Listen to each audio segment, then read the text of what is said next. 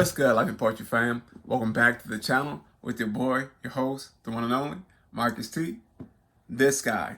And I'm back, and we are back with another video for your viewing pleasures, Life and Poetry family. We're closing out 2021. We're going to consistently close out with keeping that schedule Tuesday and Thursday, 6 p.m. uploads. So we got a few more dates here. We're going to close out with some great content here. And just we've been diving through already. We've been talking about, the poetry side of things. I believe we talked about the update on book number 2. We talked about self-publishing and traditional publishing. And so as you can see by the title of this video here, we're going to talk about the importance of storytelling as a writer. All right. Before we jump into that, guys, I want you to do me something right quick. All right. Let me see if I can remember it, right? I think it goes, if you are new here or if you have been here before, have not already done so, do me a huge favor. Go ahead and like, comment, share, and subscribe to the channel. And once you've done that, be sure to turn on that notification bell so that you can be notified every time we here at Life and Poetry drop a new video. And remember, guys, we say we because what? You never know who's going to pop up and grace us with their presence here on the channel, right? But yeah, so you've done all that. You like, comment, share, subscribe to the channel, so on and so forth. Let's jump right into this here, right? So the importance of storytelling, in my opinion of it, as a writer, especially as a creative writer, right? Storytelling, it's that thing that it gives the reader the opportunity to see what's being painted through the words, right? As a storyteller, your job is to lay out the plot, the setting, the climax, like all those things into this, in some cases, this small package or this big package, right? Most poems, you got this small package or something there, but you lay out from start to finish how you want the reader to walk through it. So for instance, you could be talking about green grass and you can illustrate so eloquently, just by laying out the scenery around, the character in that piece or why this grass is this way, so on and so forth, right? To be able to convey that, it's a great deal in creative writing, and in some cases pretty hard to do. I believe that storytelling is one of those things that it doesn't just happen overnight.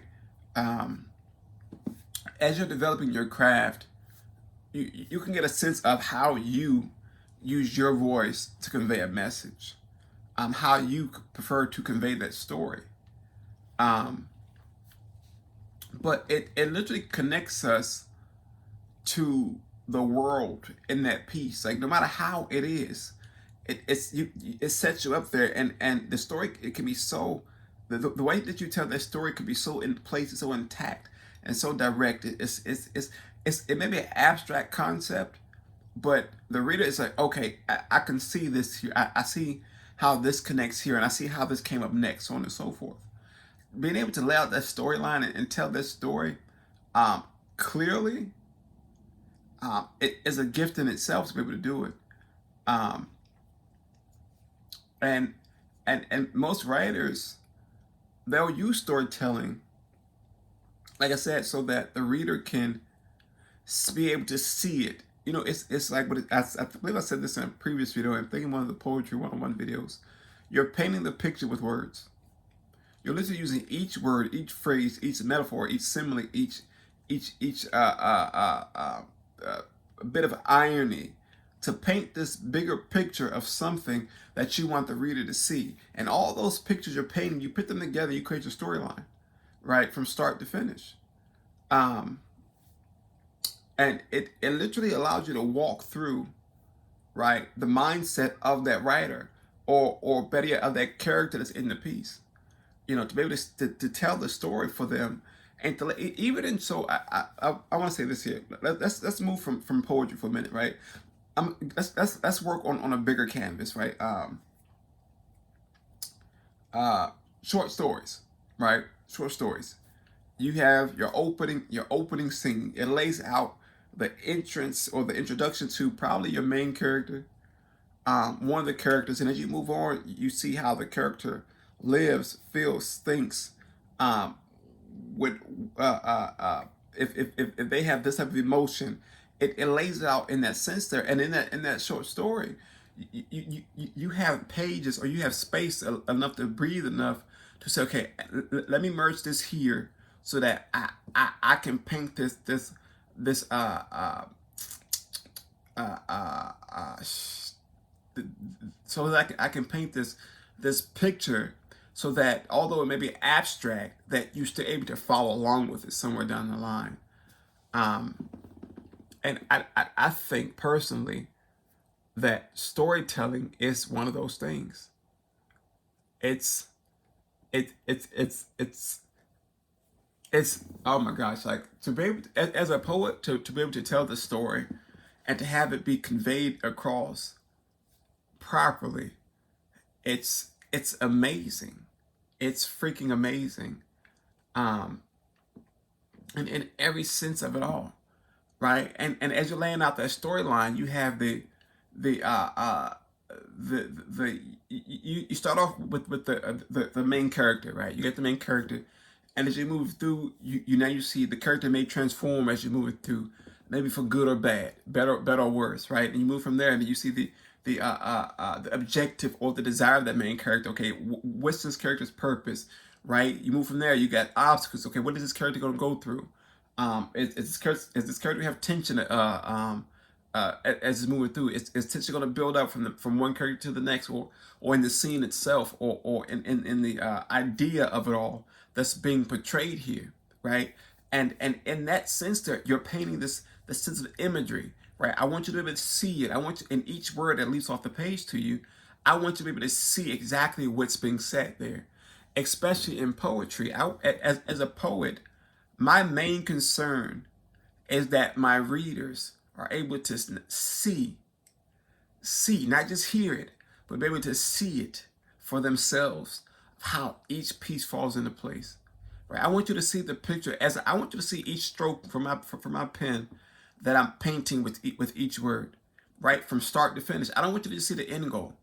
I want you to see each piece, and that's how I personally like to tell the story.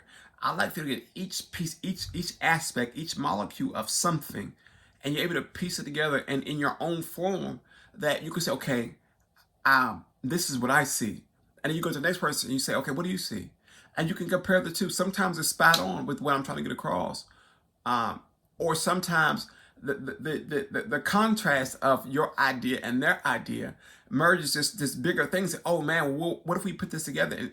And it just it engulfs something just so magnificent, right?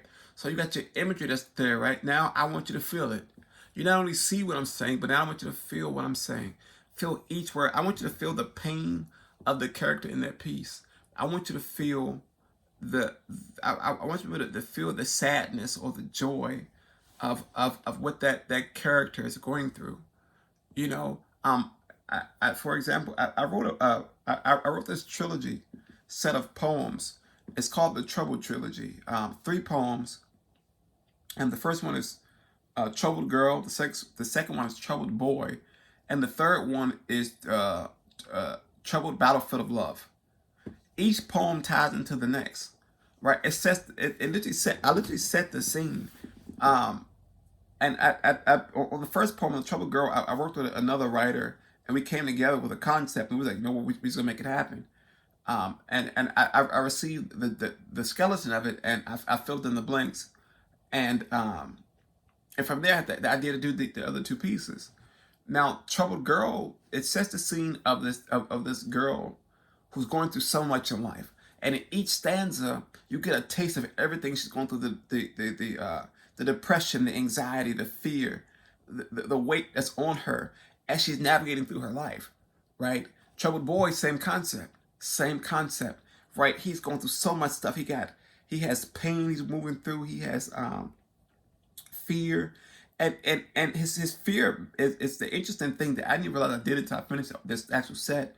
His fear mirrored her fear, right? So they had a common ground there. So now we're able to stand on that piece as we continue to build the trilogy out. Now, once I got the Trouble Battlefield of Love, which was probably the most complex piece out of the three, because now I have to take these two characters and merge them together seamlessly, with differences and likenesses, right? So the concept of Troubled Battlefield of Love was that these two troubled individuals, they've gone through so much stuff. They've been counted out. They've been beat down, broken down. They've been abused. Maybe not physically, but mentally, emotionally, whether it be from somebody else or from themselves. And although it may be abstract in the piece, the reader can paint that picture for themselves. As I was writing, out of my head, I was okay. I don't want this to be too upfront. I want you to be able to feel each thing that each one of them are going through, and be able to see it. Maybe because you're in it as well. Maybe because you've went through a season in your life where you have been bound by something, or you had this sense of self pity about yourself that was holding you captive in place. But in Trouble Battlefield of Love, I took both characters and I gave them the common ground. Right? They both were going through so much stuff, but the commonality of them all was that they were able to find love within each other and come together and say, you know what? Let's work this together, right? Let's use love to conquer it all. Let's use love to conquer it all. For me, that was probably one of the greatest. That probably those three pieces there are probably right now, I'll say, my all-time favorite three poems that I've ever written, ever, because of the concept of the three, and being able to, like I said, tell that story and convey it through. It was so seamless to be able to paint the picture as we move through. I believe I have I believe I've recited them on the channel here, and so I'll link them up in the top thing up there above in the suggested videos. If they're not there, just go through the channel, go through the playlist of poetry, and you'll see them in there. I know Trouble Battlefield of Love is on there. I don't know if the other two are on there. I know for sure Trouble Battlefield of Love is on there. But to be able to paint that picture and use each piece of imagery and the obstacles and emotions and paint it all right, and then at the end, I was able. They had that common goal, that thing they were fighting for, the treasure that they found within each other, And to see it, it was like, man, oh man, oh man. It was like I did that, right? We created the plot, right? The plot was their lives, but they were going through. We created the characters, those two characters, and their themes of trouble, right? We gave them dialogue, which was like they literally and I, like, okay, so man,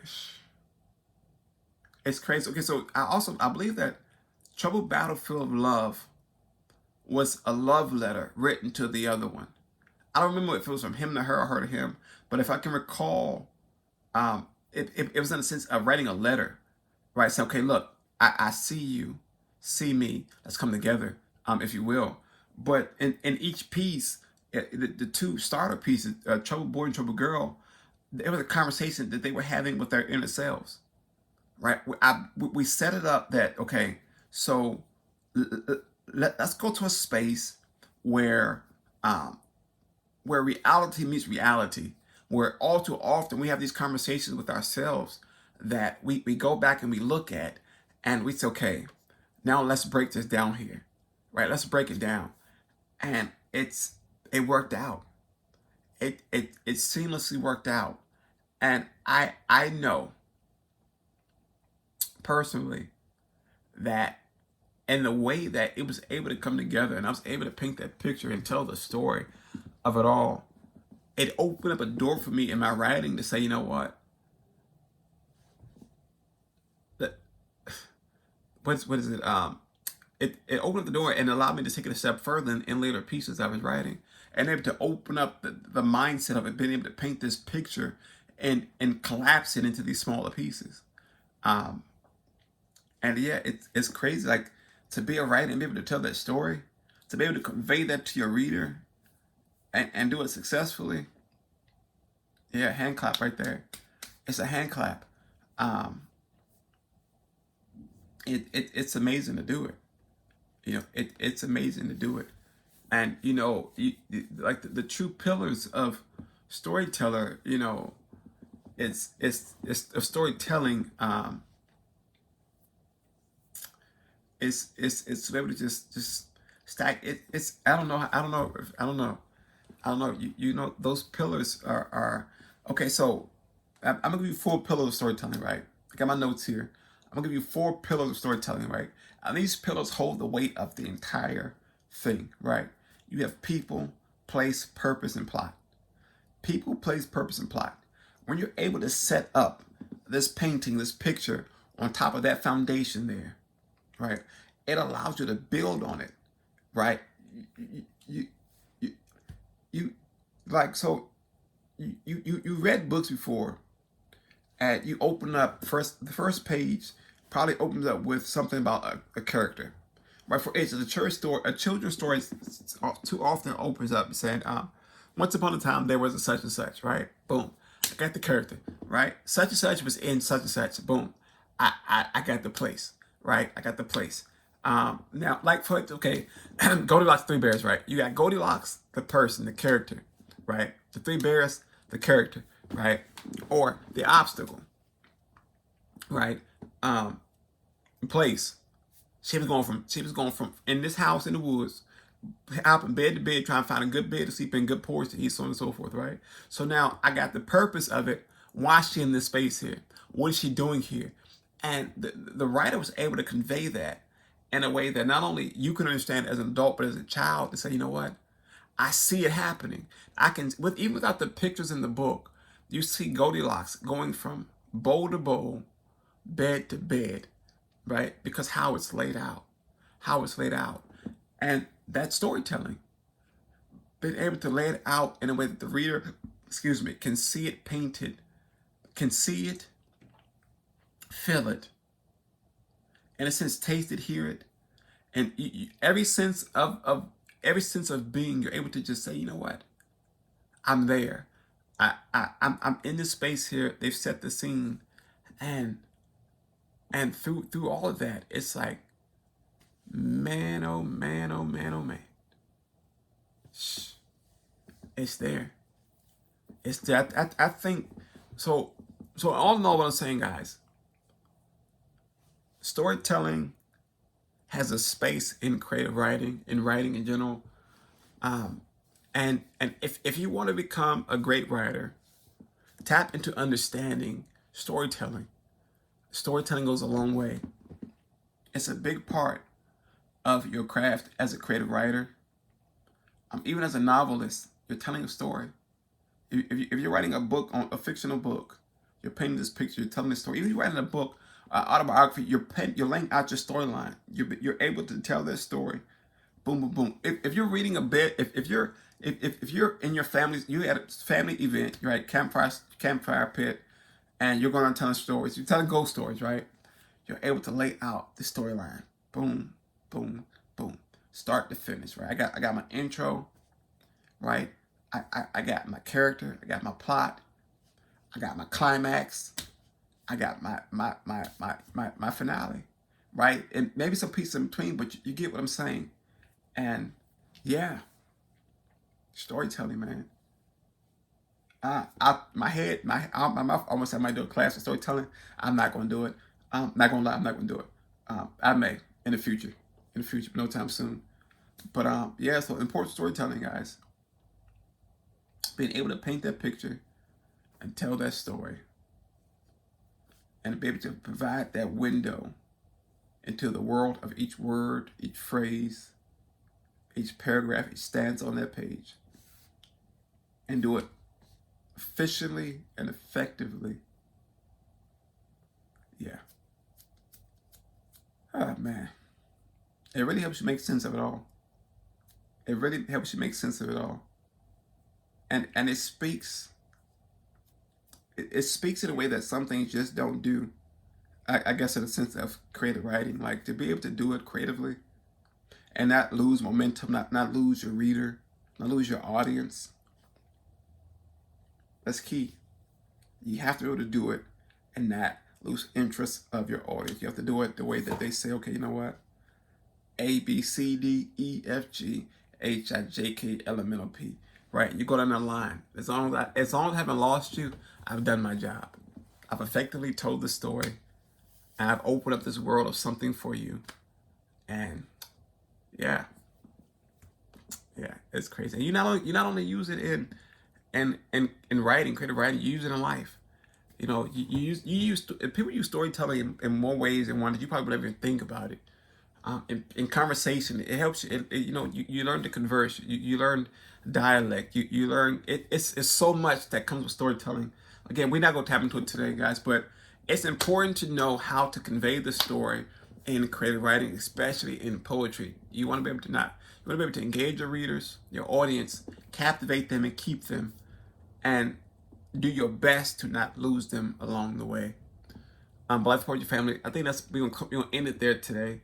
I hope you got something from this today.